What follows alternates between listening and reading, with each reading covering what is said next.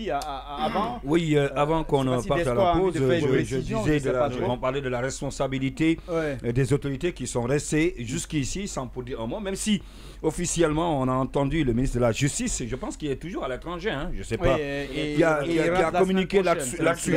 Moi je pense que ce qui se passe... Une précision, une précision par rapport à la question effectivement de communiquer. Il y a le chef d'état-major qui vient de sortir un communiqué juste maintenant là, mais un communiqué à l'intérieur de communiqué, vous allez retrouver effectivement 3 phases. La première est de rappeler que ce sont des actes de sabotage qui veulent se faire contre les réformes engagées par le président de la République et que les forces armées sont farouchement opposées à cette attaque. Donc ça n'a pas avancé, ça n'a pas évolué. C'est que nous savons bien sûr que c'est vraiment le cas contraire parce que les gars sont venus pour une mission, ils ont réalisé cette mission-là.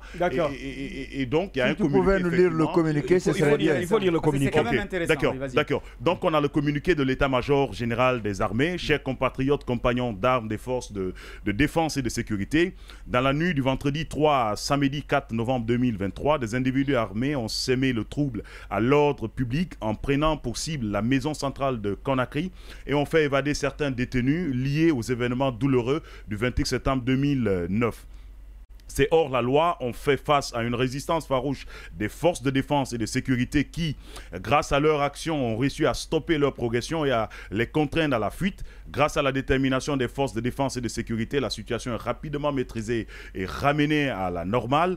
À l'heure actuelle, les forces de défense et de sécurité ont mis la main sur certains d'entre eux et la traque des autres se poursuit. Dans leur action solitaire, les fugitifs ont abandonné du matériel et des moyens roulants que les forces de défense et de sécurité ont récupérés. Cependant, ils pourraient se livrer à des actes de vandalisme sur les pauvres populations. Cette attaque lâche vise à saboter les importantes réformes entreprises par le chef de l'État, son Excellence le colonel Mamadi Doumbouya, dans le cadre de la refondation de notre État et dont les résultats sont déjà visibles sur le terrain à la satisfaction du peuple souverain de Guinée.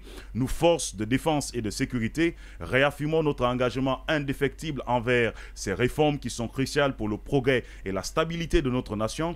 Nous invitons les populations au calme et à la vigilance. Nous les exhortons de continuer à faire confiance à leur armée républicaine. La paix, la sécurité, le progrès de la Guinée demeure la priorité du CNRD et de son président.